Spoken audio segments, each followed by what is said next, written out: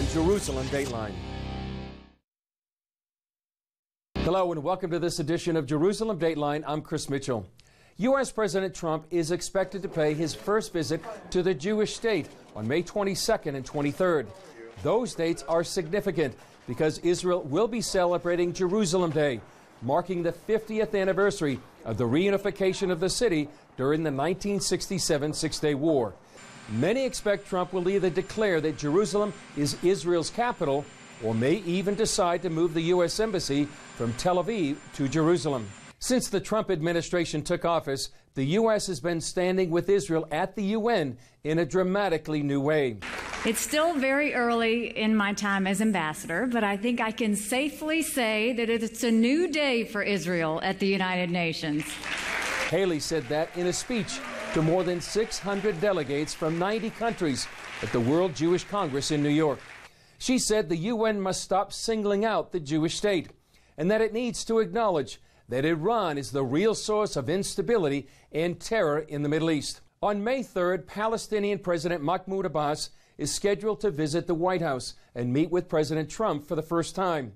Earlier this year, Israeli Prime Minister Benjamin Netanyahu, Jordan's King Abdullah, Egypt's President El-Sisi, and Saudi Arabia's Crown Prince all came to the White House.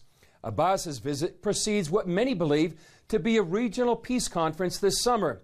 It's one more attempt to strike a peace deal between Israelis and Palestinians. Some put the blame on Israel's so-called occupation of the West Bank. But for years, Palestinians have waged a terrorism campaign against Israelis.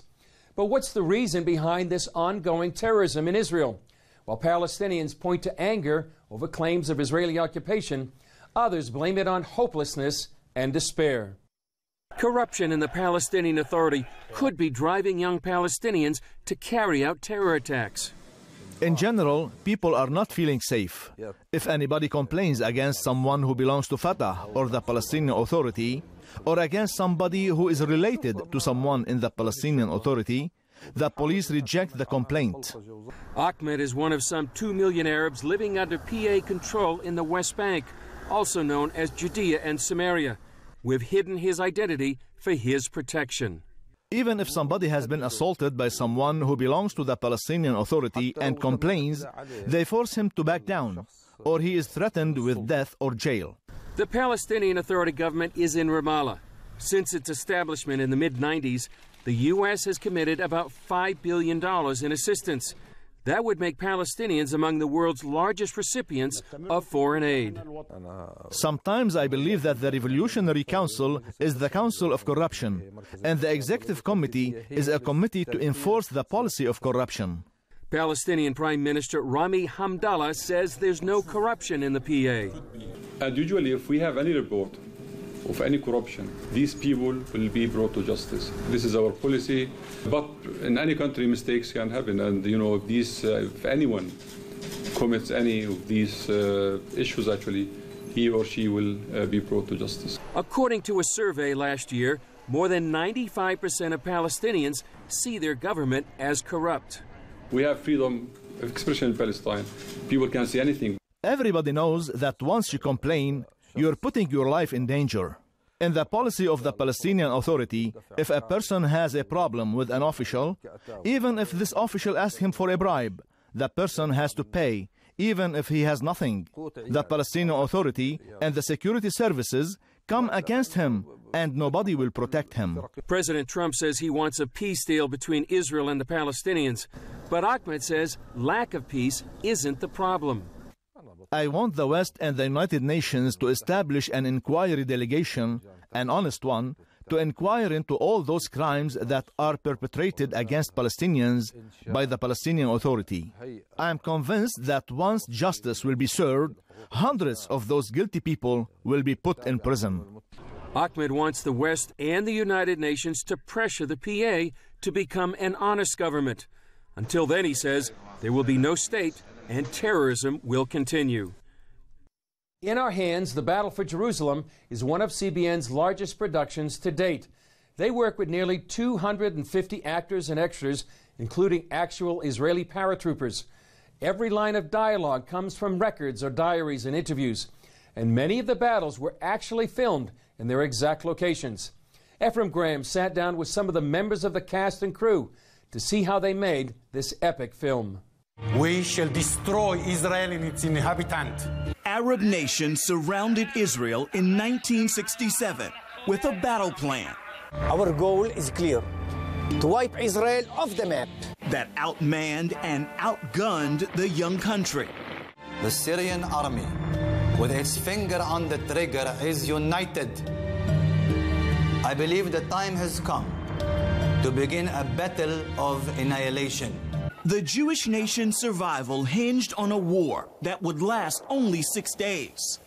Those days are relived in the film In Our Hands, The Battle for Jerusalem, through the compelling stories of Israeli paratroopers. If you leave here, you won't be coming back. But if I don't leave, none of you will be coming back.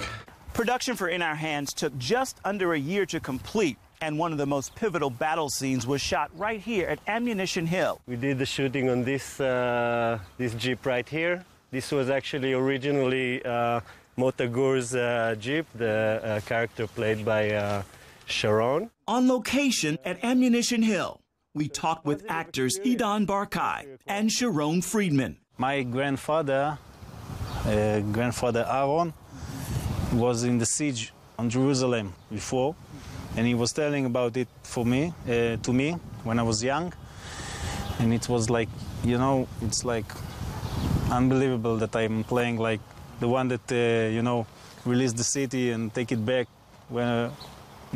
which is the place that my grandfather used to be here, like, you know, unprotected. Sharon plays 55th Brigade Commander Motagur. Idan plays Chief Intelligence Officer Arik Akman.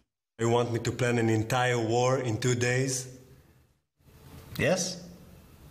I'm at the university full time. I'm about to take my final exam. So, you'd better get to work. Both of these gentlemen, very impressive in terms of their lives, and they're real-life people. Yeah. Were you nervous about portraying people who people celebrate and are heroes? You feel obligated to honor that person, but it's just Arik Ahmon is such a great person. I was humbled, you know. I just tried to do my best, tried to give out the emotion and the tension of the moment I was in. Me myself, I served the army, but I never really fought in big, great wars, fortunately. This film hits close to home for many cast members. I myself was in the army in the paratroopers, so I could give my input to the part and the movie, but it was more real than just a memory of the Israel history.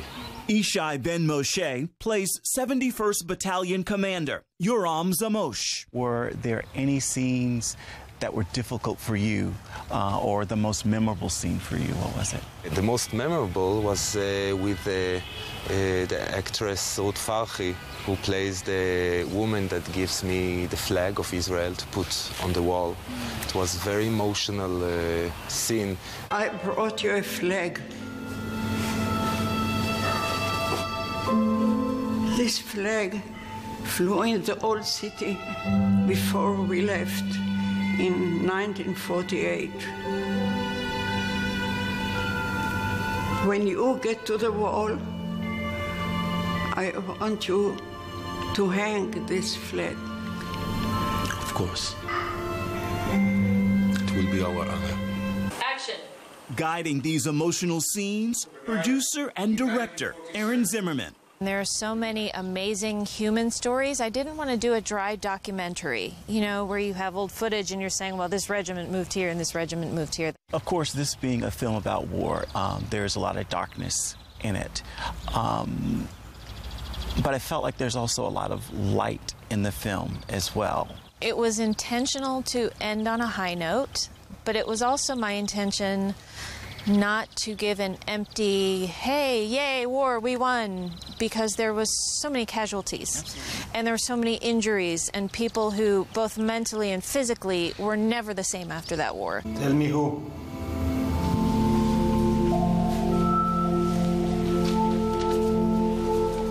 ליאור אשכנזי, יאיר גולדברג, זקי דוד, יואב צורי. Ephraim Graham, CBN News, Jerusalem.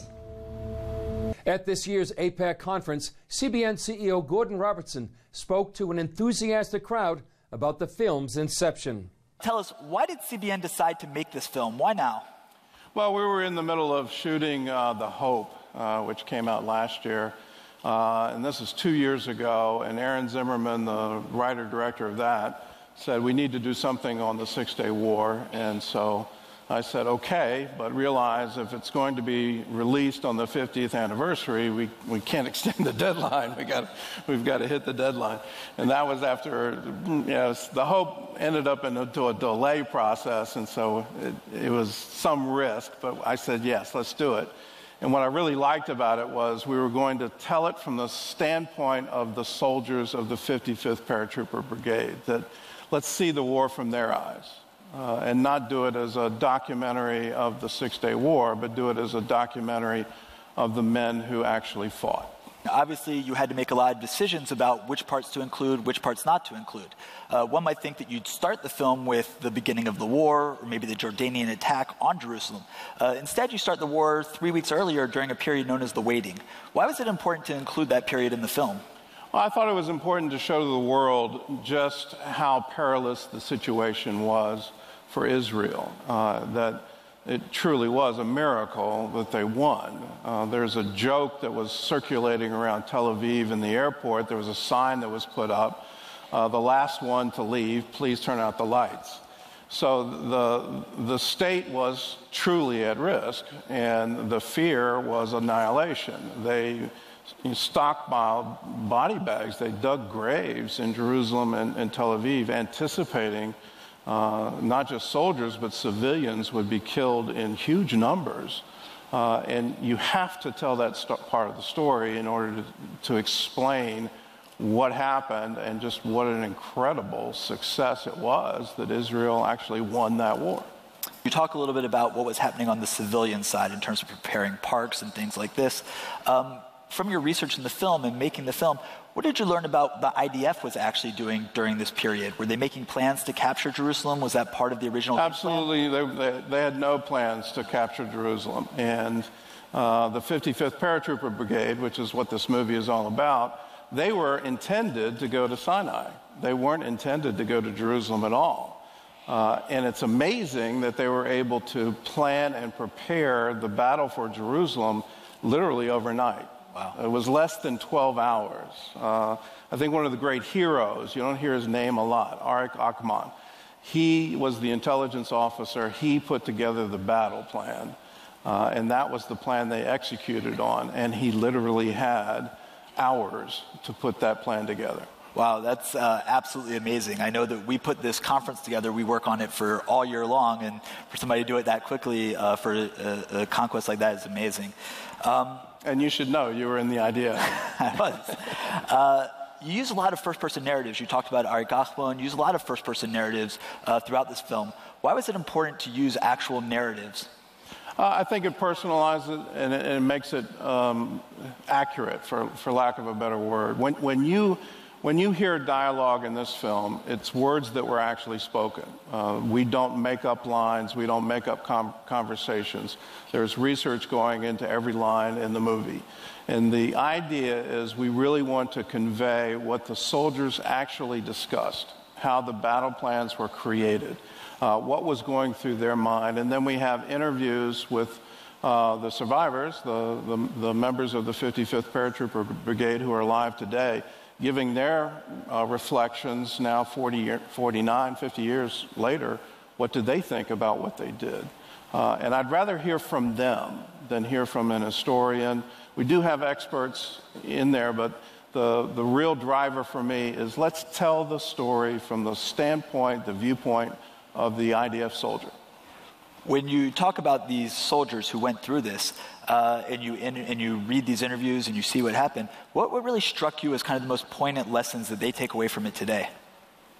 There's a scene where they're discussing the battle, and they say, Jerusalem has not been conquered from the east, since the time of King David.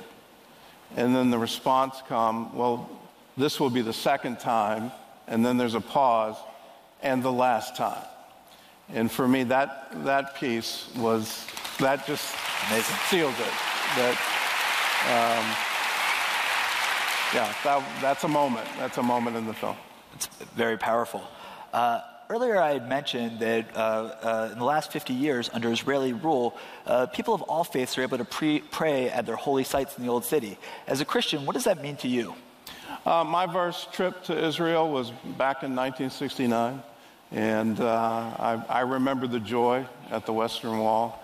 And then I went again repeatedly throughout the 1970s. There was a moment on Christmas Eve where we had a candlelight service outside the town of Bethlehem.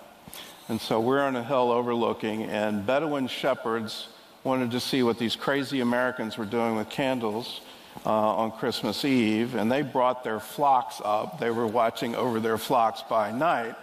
It was a moment when we shared a service with Bedouins with their sheep overlooking Bethlehem. Today, I can't go to Bethlehem. It's not safe for me to do that. And so when the UN comes out and says East Jerusalem is under a blatantly illegal occupation, I go, no. To turn East Jerusalem over the Palestinians, as a Christian, that means I can no longer go to the Church of the Holy Sepulchre. I can no longer go to the Garden of Gethsemane. I can no longer go to the Mount of Olives. I can no longer go to the Western Wall. I can't imagine an Israel like that. Wow. Well, Gordon, thank you very much. I look forward to seeing the full film. Thank you very much. Thank you. This week, Israel marks its 69th birthday as a nation. Like many Americans, Israelis celebrate their independence with picnics, parties, and fireworks. But those celebrations often pale in comparison to the miracle that led to their independence.